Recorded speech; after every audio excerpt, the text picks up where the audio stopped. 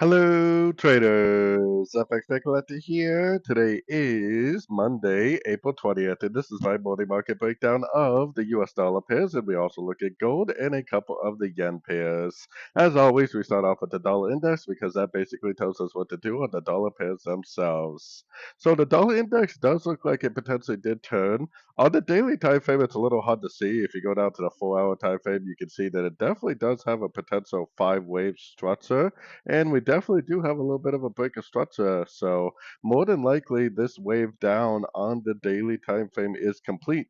Now, like I've been saying, my main analysis is that more than likely over the next week or two, probably several weeks, maybe 2 to 3 weeks, we're going to make a wave B of B. This is going to be an A of B, and then we'll go up and make a pullback to this whole move down, a wave B of B, potentially up to like the 50, 61, maybe even the 78% before we end up pushing down again for a wave C of wave B. So I personally think that we're going to be in a correction to this move down, a pullback to this move down for at least the next 2 weeks. So anyways, taking it down to the 1 hour time frame, like I said, we do have this break of structure. So I would definitely be looking for longs on the dollar, and I'd be looking on longs on the dollar via the dollar pairs themselves, using this information to trade the dollar pairs themselves. So starting off on the euro dollar, we'll go back up to the daily time frame.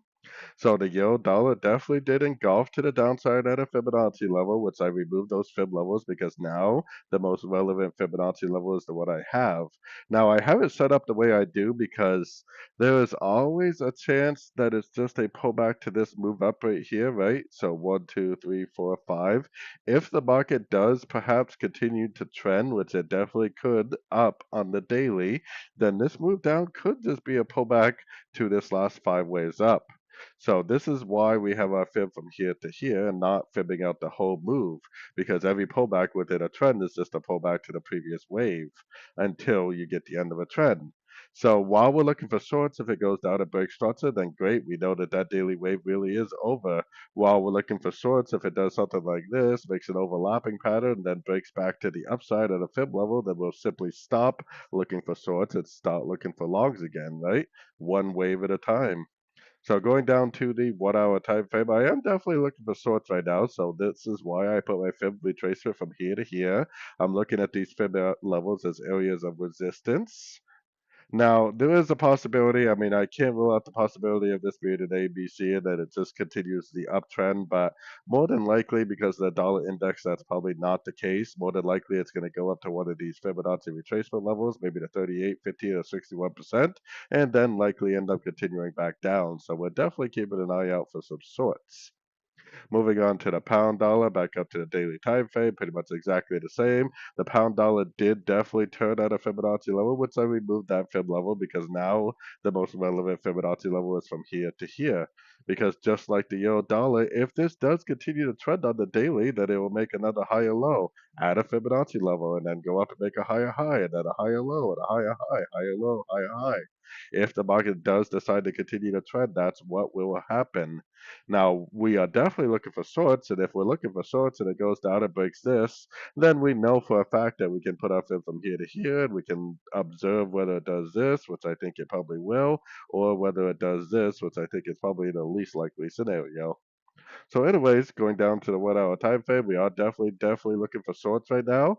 We did fill the gap, so I mean it could potentially end up going down pretty much at any point. We got our Fibonacci retracement from here to here. I would be watching every one of these fib levels to see how price reacts. I'm looking for a break to the downside at a fib level. It's not just a fib bounce that tells you a pullback is over. It's a fib bounce and then a break to the downside. So we are getting a little bit of a fib bounce, but is it going to break? I don't know. It might end up going down, rejecting, pushing up to a higher fib level, and then end up going down later on. That's why I prefer when I do get into these pullbacks, I always prefer to put my stop loss where I know I'm wrong. I know I'm wrong if it takes out the 100%. I don't know I'm wrong if it takes out this structure right here. So anyways, moving on to the Aussie dollar, going back up to the daily time frame. Same thing on the Aussie dollar. It definitely did turn at a Fibonacci extension level. We definitely got it golfing down.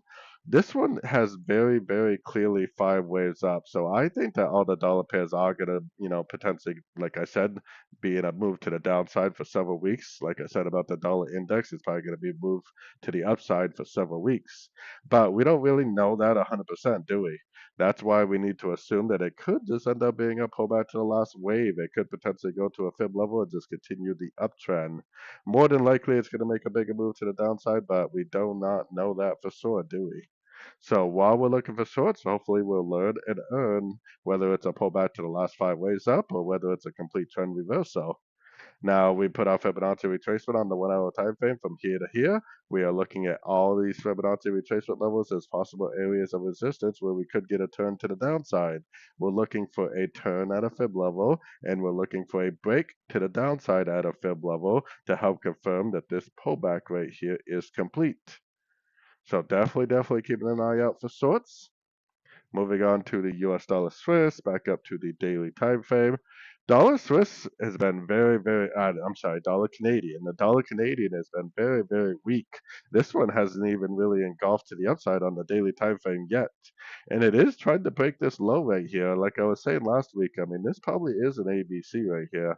I mean, even if it does make a pullback like the other pairs, it probably eventually is going to go down and take out this low down here.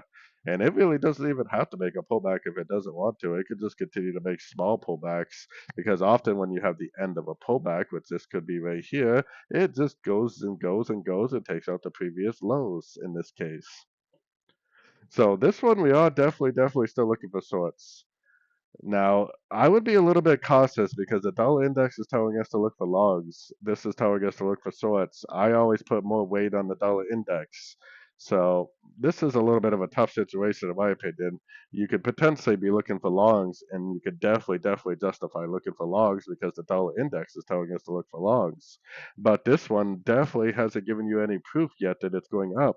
We could just be in a pullback to this last wave from here to here. It could potentially bounce from a fib level and continue the downtrend. So just be aware of what you're looking at. This one is telling you to continue to look for shorts.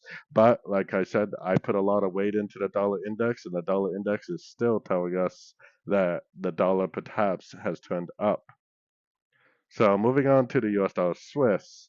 US dollar Swiss is pretty much the same story. I mean, yeah, it definitely has these, consolidation candles, doji candles, rejection candles right here. And it really does potentially look like a nice little 5 waves down. It looks like it should now go up and make a wave B or possibly a wave 2, just like the dollar index. It just the problem is it hasn't engulfed to the upside, it hasn't broke structure to the upside, it hasn't made a higher low yet. So there's no real proof that it's going up, is there? There's always a chance it just keeps on going down. The market knows best. No matter what our analysis is, the market does know best. So going down to the 1 hour time frame, we got our Fibonacci retracement from here to here. I do think that it is going to go up and break this high. But like I said about the dollar CAD, this is a little bit of a tough situation because this is telling us to look for shorts, and it perhaps could just keep on going down. Because of the dollar index, think that it's perhaps going to go up and it's going to give us that break of structure, which will make us more confident about looking for longs. But until it actually goes up and does that break of structure, if we go long, then we're kind of speculating. We're kind of taking a little bit of a gamble. So just be aware of what you're looking at, definitely. So moving on to gold, back up to the daily time frame. Gold definitely did, make a little bit of a turn here, but it really hasn't engulfed down. It hasn't broken structure down. There's no lower high yet.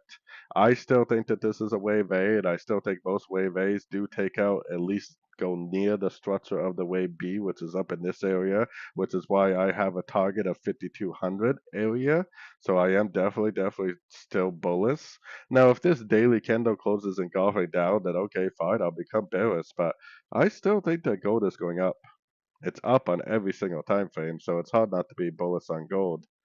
And like I was saying last week, I mean, this could be an expanding ABC. Gold loves the flat patterns. It loves to make triangles. It loves the expanding. It loves the running.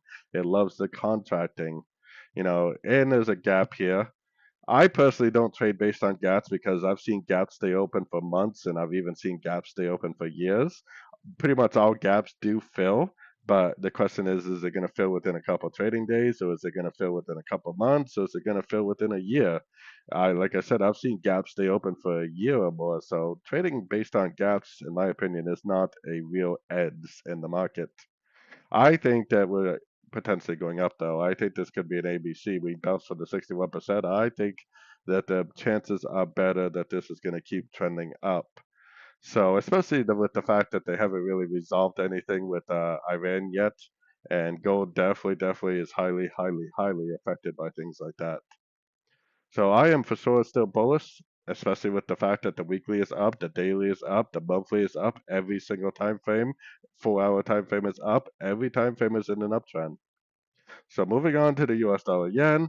US dollar yen has been very sideways on the daily, very overlapping, but it never broke any structure. It still hasn't broken structure. This right here is still very likely a pullback, and I still think that eventually it's going to go upwards. It finishes whatever it's doing to about the 161 area because that's a Fibonacci level on the weekly time frame. So going down to the 1 hour time frame. I'm having a hard time not continuing to be bullish. I know that the market potentially is down, the market flow is down, but the structure is still up. And because of the weekly time frame target that never got hit, I am definitely still bullish. So I am looking at anything I see to the downside as perhaps just a pullback within an uptrend. I have my Fibonacci retracer set up from here to here just in case we do break structure to the downside at a fib level. Then yeah, we should probably go back to being bearish, but I have a very bullish analysis on the dollar yen still. I still think that it's going to hit that 160.8 to 161 area before we really do get a very significant turn to the downside. So anyways, let's keep going. Let's look at the euro yen back up to the daily time frame.